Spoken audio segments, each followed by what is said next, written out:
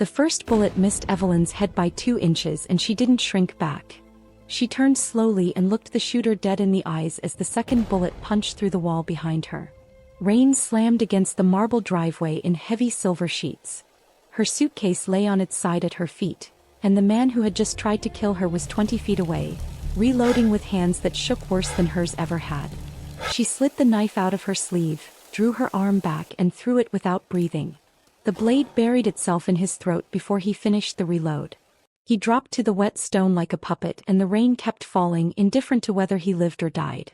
Evelyn walked over to him without rushing, knelt beside his body, and pulled her knife free of his windpipe the way a woman pulls a cork from a bottle she has opened 100 times before. She wiped the blade clean on his jacket, slid it back into her sleeve and stood up. Then she pressed her free hand flat against her lower stomach, lowered her face toward it, and whispered to the small thing curled inside her. "Don't worry, baby. Mama's not dying tonight." Behind her, the mansion door opened. Han Jiwon stood in the frame. His black coat caught the wet air at the shoulders, and his eyes moved first to the body cooling in his driveway, then to the knife hidden in her sleeve and finally to her face. He studied her the way a man studies a stranger he has been warned about, with patience and hunger, and when his gaze finally settled on her features, there was absolutely nothing there. No recognition. No memory. Nothing at all. She smiled like a woman who had just won something very old and very difficult.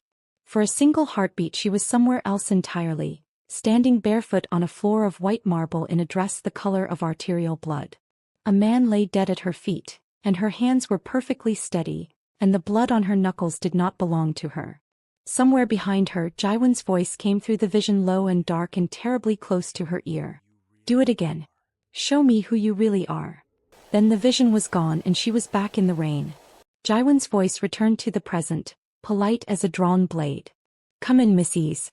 You'll be safe here." Evelyn stepped over the corpse in his driveway, past the man who was either her husband or her undoing, and walked through his front door without once looking back. "No," she thought very quietly, only to herself. "You won't. If you are still here after that opening, first of all, I love you already. You have the exact kind of chaos tolerance this channel runs on, and I am genuinely thrilled to have you. Go ahead and tap that subscribe button if you haven't yet, because it is completely free, it takes about 2 seconds, and honestly my ability to keep writing women like Evelyn depends on you being here for the next one. And while you are down there, drop a comment and tell me honestly, if you were Evelyn, would you have walked through that door or would you have turned around and run for your life? I am reading every single comment, so don't hold back. Now let's get back to her because this girl is only getting started. The foyer swallowed her whole in gold light and black marble, and Evelyn let it. She let her wet coat drip on floors that likely cost more than her mother's funeral, let her heels leave faint prints on the polished stone, and let Han Jiwon walk 3 steps ahead of her as if he had forgotten she was there.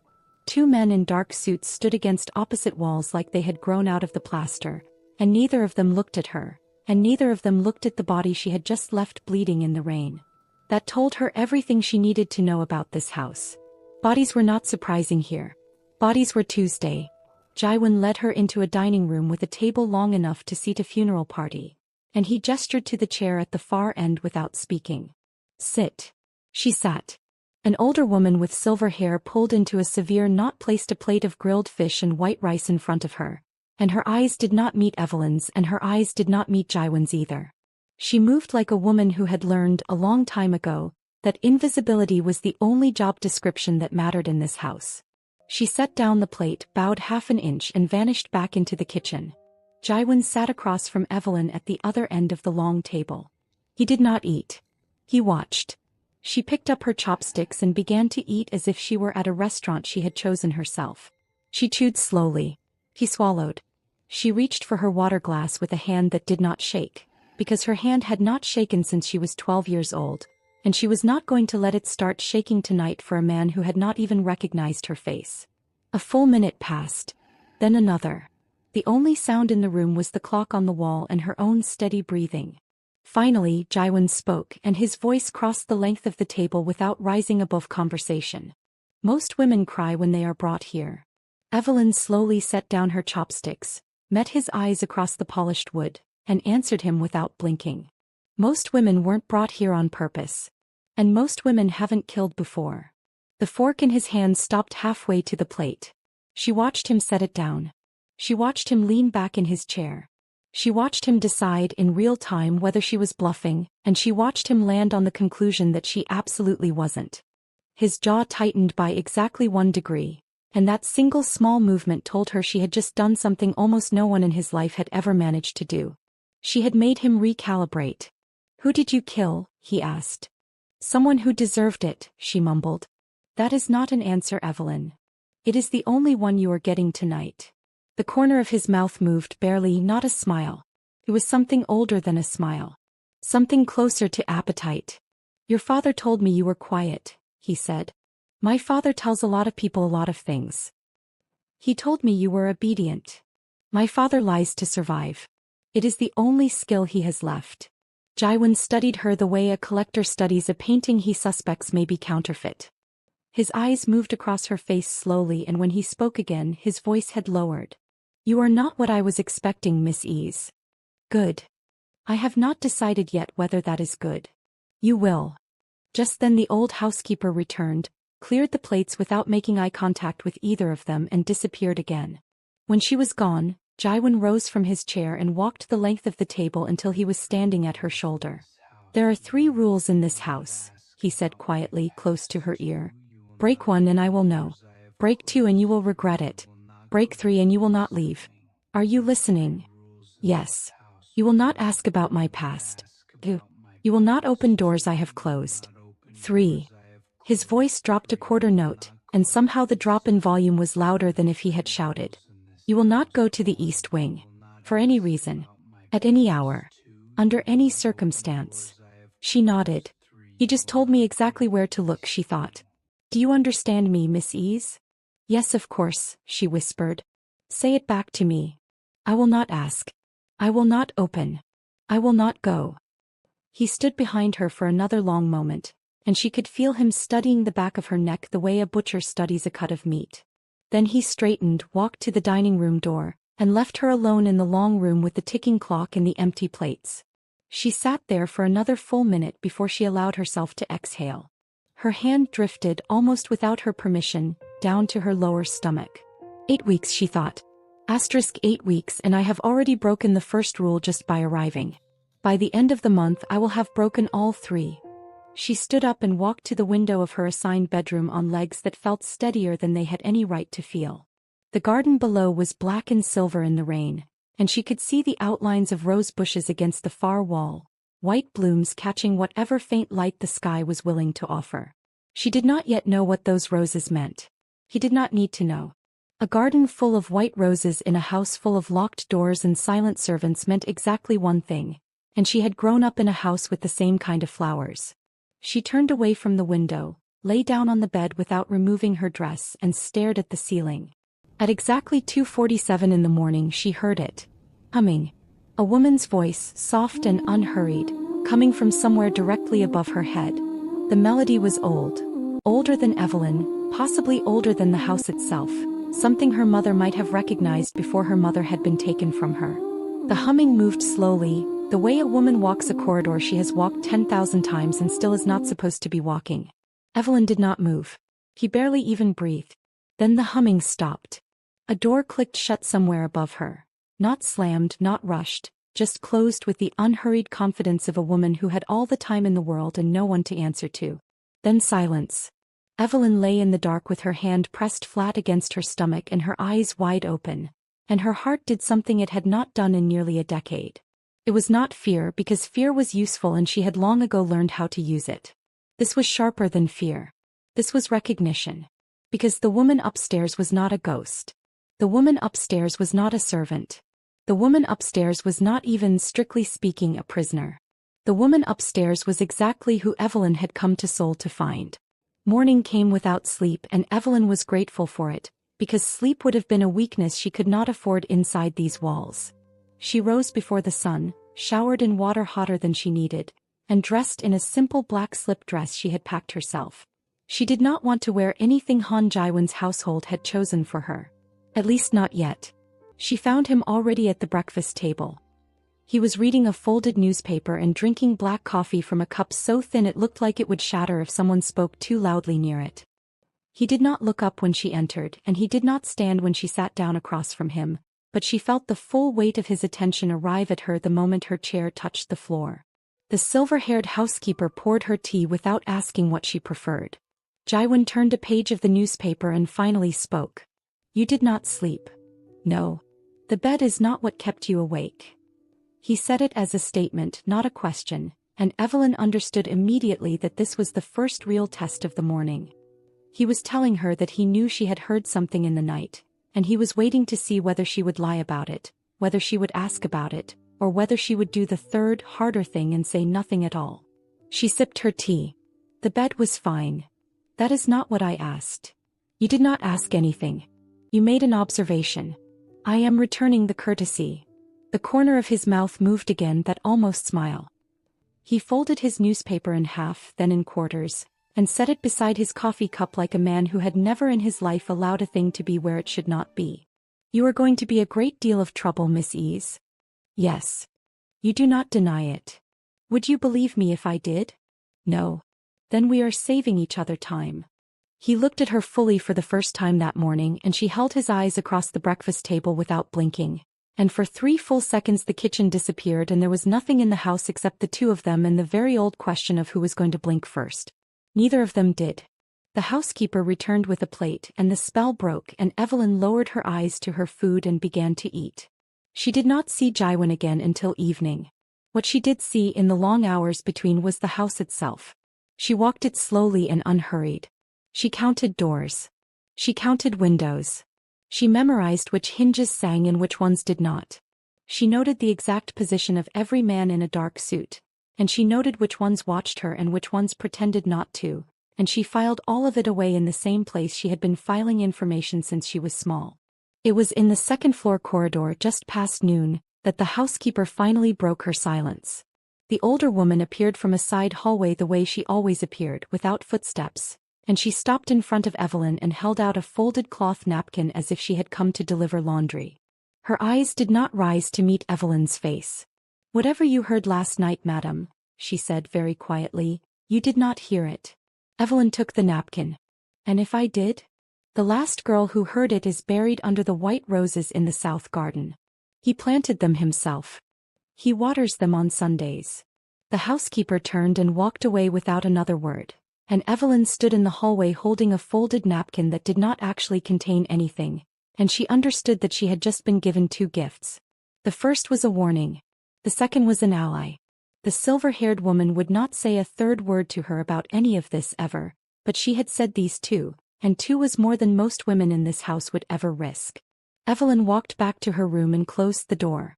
She made it exactly 3 steps toward the bed before her body betrayed her, and she barely reached the bathroom in time. She knelt over the toilet and emptied her stomach until there was nothing left to empty, and then she knelt there a little longer with her forehead pressed against the cold toilet seat, and she let herself breathe. Just breathe. Just be a woman who was 8 weeks pregnant and alone in the most dangerous house in Seoul for 60 seconds and no longer than that. When she came out of the bathroom, there was a glass of ginger water on her nightstand. Beside it, a folded note. 3 words in a man's handwriting she already recognized even though she had never seen it before. No questions asked. She stared at the note for a very long time. Then she picked it up, carried it to the fireplace, and burned it until there was nothing left but gray ash and the faint smell of paper gone to ruin. He knew. Or he suspected. Which, in a house like this, was effectively the same thing. Han Jiwon had put a glass of ginger water beside her bed before she had told him, before she had given him anything at all to work with, and he had written her a note that asked for nothing in return. That was not kindness. Evelyn had grown up in a world where kindness did not exist at the level of men like him.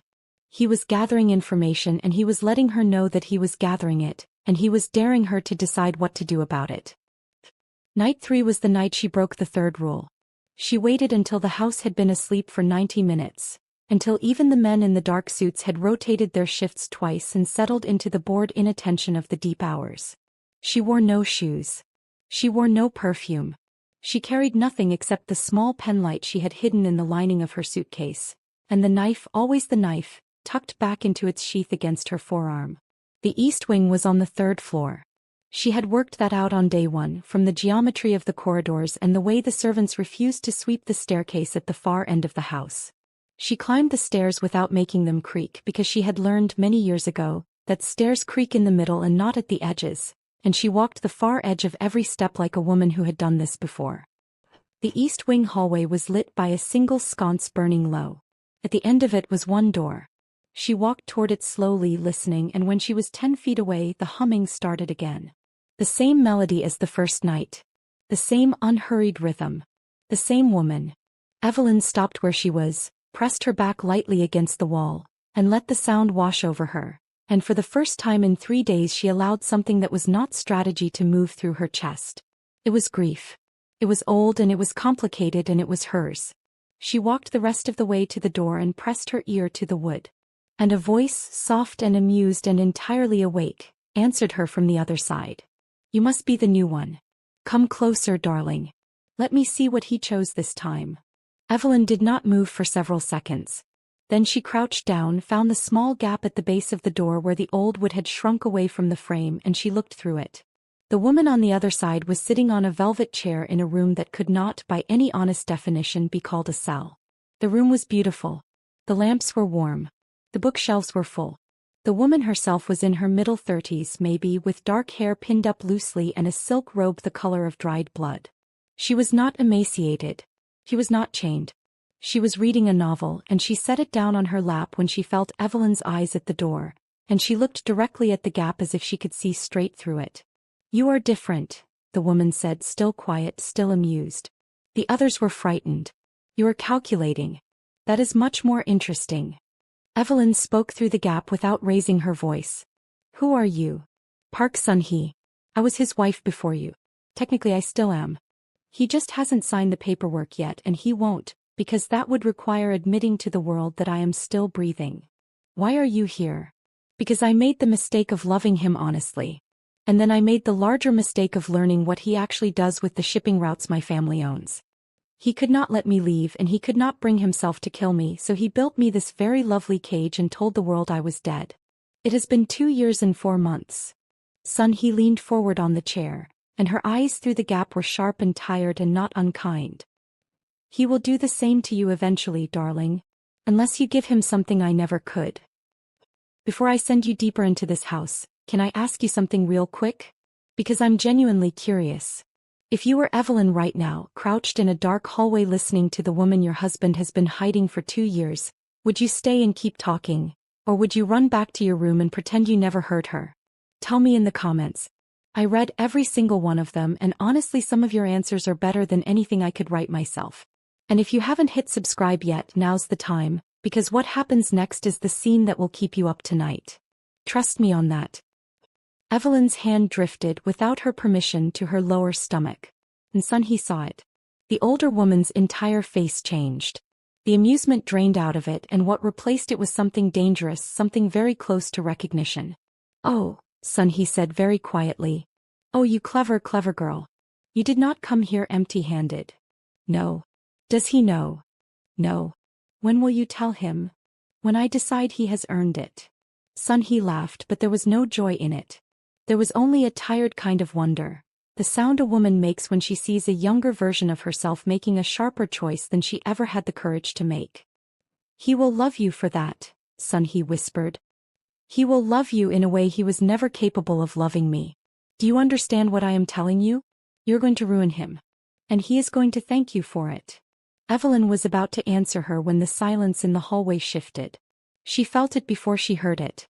A change in the pressure of the air. A familiar human stillness arriving behind her.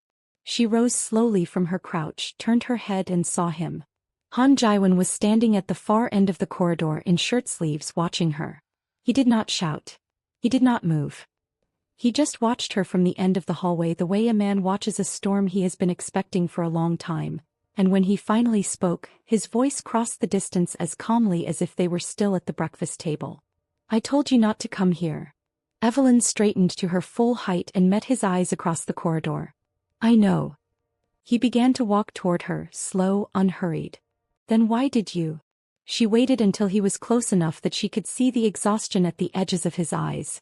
The thing he hid from everyone else in this house but had apparently stopped bothering to hide from her. Because I needed to know what I am going to become. He stopped walking. Something inside his expression broke quietly. He did not raise a hand. He did not raise his voice. He stood 3 feet away from her in the dim hallway outside his first wife's door, and he looked at her with an expression she would not, for the rest of her life, be able to fully describe. Then he turned and walked away. He did not tell her to follow. He did not tell her not to.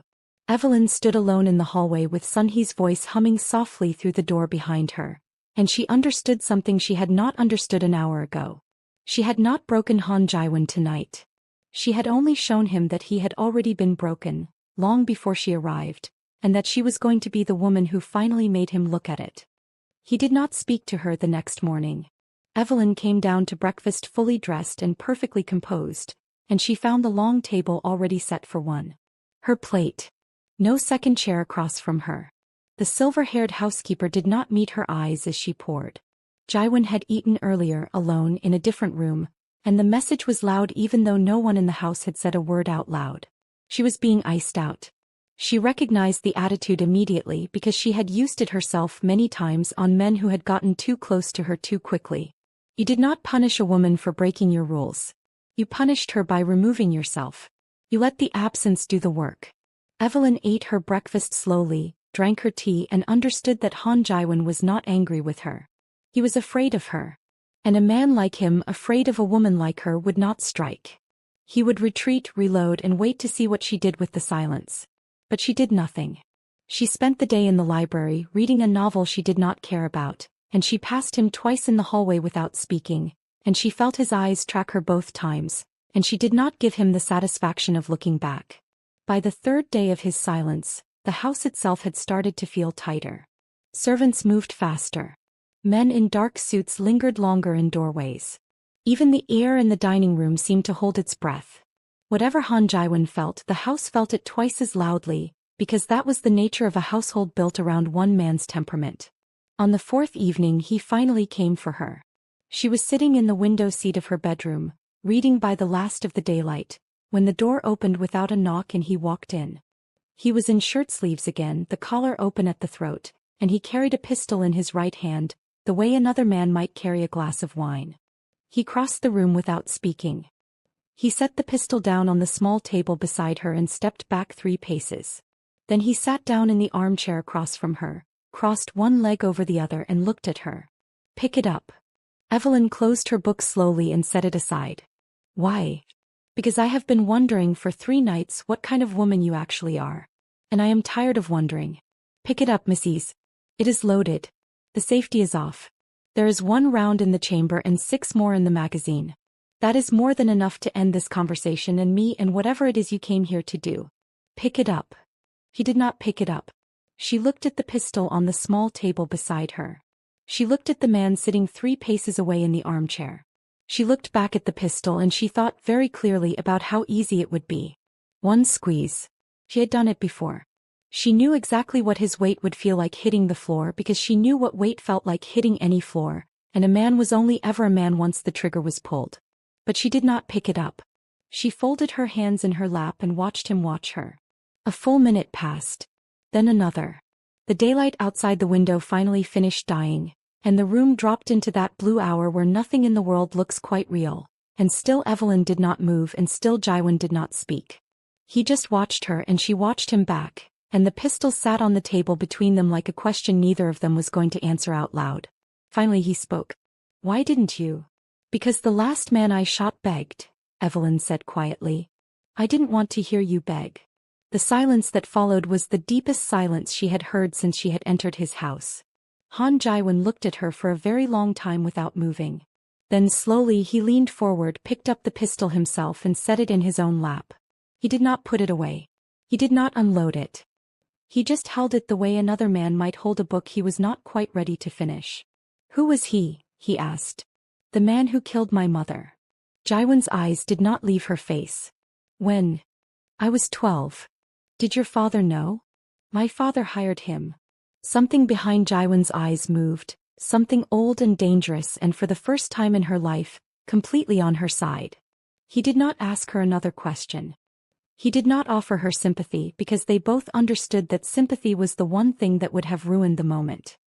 He just sat across from her in the blue light with a loaded pistol in his lap and looked at her as if he were seeing her fully, for the first time since she had walked through his front door. "You did not come here to kill me," he said. "No. You came here because your father sent you to a house he thought would finish what he started." "Yes. And you agreed to come because this was the one house in Seoul where he could not reach you." "Yes. Miss Eze." His voice had dropped to something barely above a whisper. "What is the second reason you came?" Evelyn looked at the man across from her, and she understood that she had reached the place in the conversation she had been rehearsing in her own head for 8 weeks.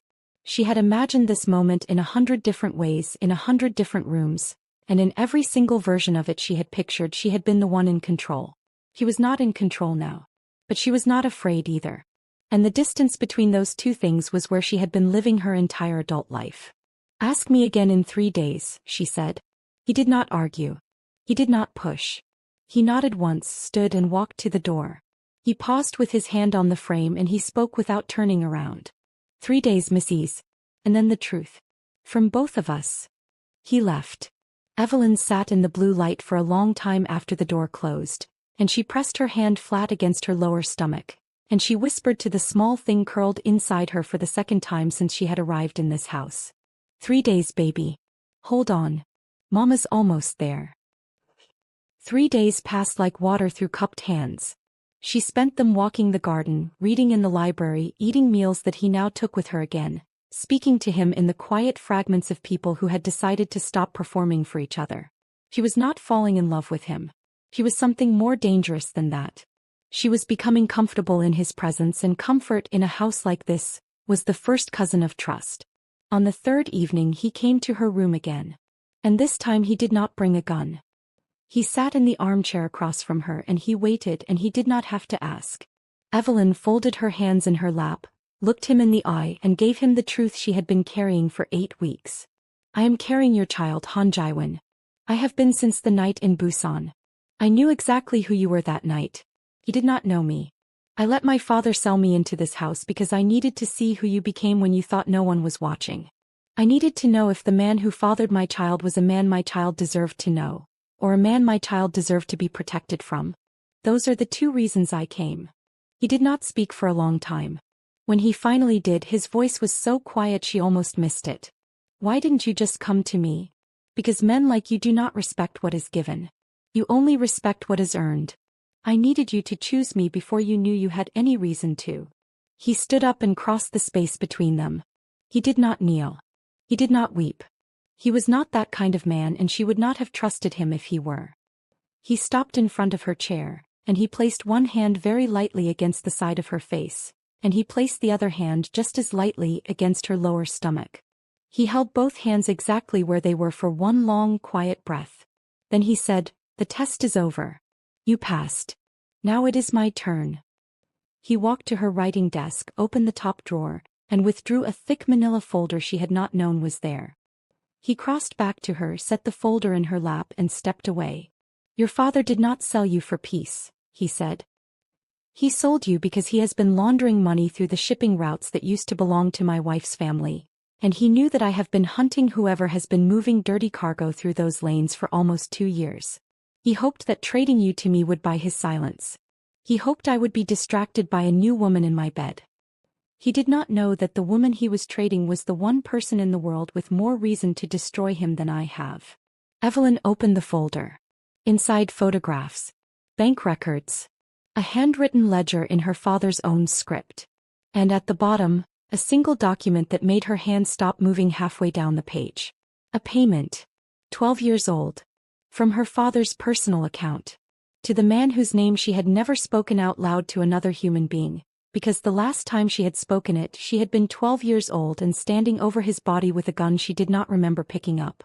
Her father had paid him before the murder, and he had paid him again a second time after. The second payment was marked in her father's own handwriting as a bonus. Evelyn closed the folder very slowly.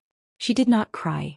She had not cried in 20 years, and she was not going to start tonight, because tears were a currency she had been saving for the one moment she was going to need them, and this was not that moment. Where is he right now? She asked.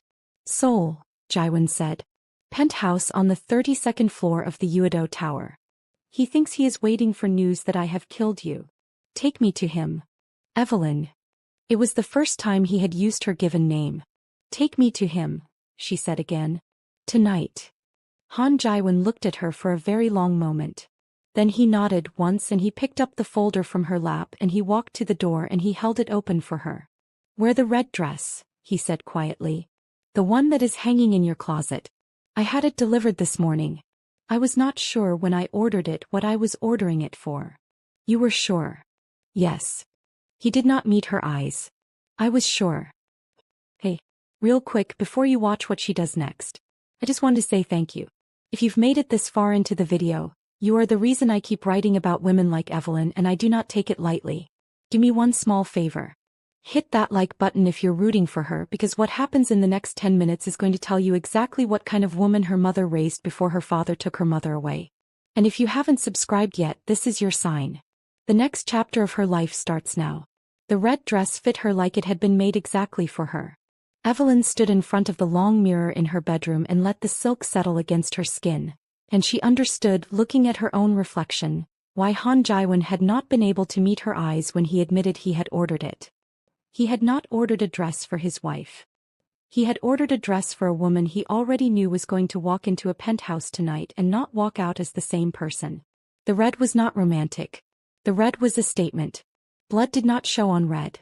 She pinned her hair up herself. She did not call for a servant. This was not a thing another woman was going to help her prepare for. Then the knife went back into her sleeve and the pistol went into a small silk clutch she carried in her left hand.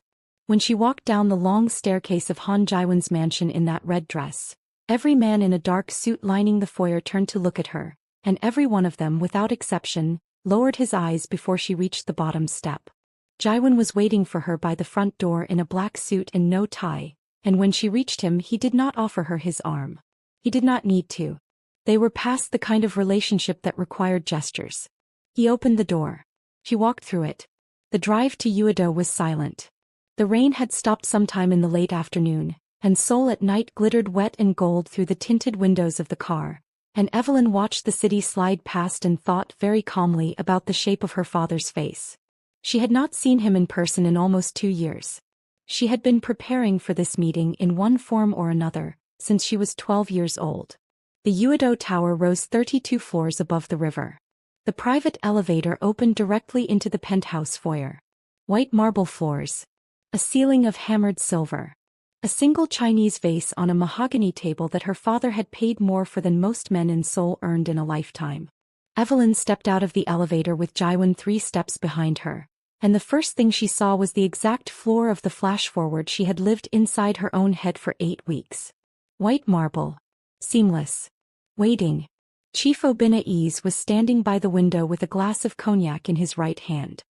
He turned when he heard the elevator, and his face moved through 3 expressions in the space of a single second. First, confusion. Second, recognition. Third, something colder than either of those, something that told Evelyn that her father had known on some level for a very long time, that this exact moment was coming. He set the glass down on the windowsill with a hand that trembled almost imperceptibly. Evelyn. Father. You look like your mother. I know. He took 1 step toward her, then stopped, and he looked past her shoulder at Han Jiwon standing silently by the elevator, and his face calculated faster than his mouth could. Jiwon. We had an arrangement. We did. Then why is my daughter standing in my home in a red dress? Because she asked me to bring her. Chief Eze's eyes returned to her, and Evelyn watched her father try in real time to find the version of her he had been expecting. The obedient one. The quiet one. The daughter he had been raising as a currency his entire life. But he did not find her. He did not find her because she had never actually existed, and the woman standing in front of him now had been the real one all along, and he had just been too invested in his own lie to see it. Whatever he has told you, her father said carefully, it is not the whole truth. I have the folder. His face changed again. Smaller this time. Tighter. Then you know that I did what I had to do to keep this family alive. I know that you paid a man 12 years ago to walk into my mother's room and put a bullet in her chest. And I know that you paid him again afterward and you wrote the word bonus on the receipt in your own handwriting. Father. I was 12 years old. I was sleeping 3 rooms away. I heard her fall. Evelyn. I want you to say her name. Evelyn, please. Chief Eze's mouth opened and closed, and for the first time in her entire life, Evelyn watched her father become a smaller man in front of her. He had built an empire on the bones of his own wife. He had raised their daughter as insurance. He had sold that daughter in the end, to the one man he believed could make her disappear, and now that daughter was standing on his white marble floor in a red silk dress with a pistol in her hand, and he could not, for the life of him, remember how to speak the name of the woman who had given her to him. He reached very slowly into the jacket of his suit. But he was too slow. Evelyn had already drawn the pistol from the silk clutch, thumbed the safety, and leveled it at his chest before his hand finished closing around the grip of his own weapon. He did not hesitate. She did not speak. She did not give him the mercy of a last word. She had been composing the silence between her mother's death and her father's for 20 years, and she was not going to ruin it with a speech now. She pulled the trigger and Chief Evelyn Eze fell on the white marble with the heavy, graceless sound of a man who had always believed he was too powerful to fall. His cognac glass tipped off the windowsill and shattered a heartbeat later. The Chinese vase on the mahogany table did not move. The city beyond the window did not notice. Seoul kept glittering the same way it had been glittering for 1,000 years, and the floor beneath her bare feet was every bit as cold and seamless as she had imagined it would be. Evelyn stood over her father's body and looked down at him. Behind her, very quietly, Han Jiwon spoke. Do it again. Show me who you really are. She did not turn around. I already did, she said. You just watched me become her. She meant her mother. She meant the woman her father had murdered for being the one person in his life he could not fully own. She meant the woman whose name he had been unable to speak in the final moment of his own life. And she meant the woman she had finally, after 20 years of preparation, allowed herself to become the moment her finger closed around the trigger. She stepped over her father's body without looking at it again. She walked past Han Jiwon to the elevator. He followed her. The drive back to the mansion was also silent, but the silence was different. This silence was not waiting for anything. This silence was the quiet that comes after a very long storm, when the rain has finally stopped and the air outside the window tastes clean for the first time in what feels like years. Evelyn sat in the passenger seat with her hand resting flat against her lower stomach, and she did not cry because she still had not cried in 20 years, but she did something she had not done in almost as long. She breathed all the way down into the bottom of her lungs. When they reached the mansion, Han Jiwon got out of the car first and opened her door for her. The rain had started again. She did not put her heels back on.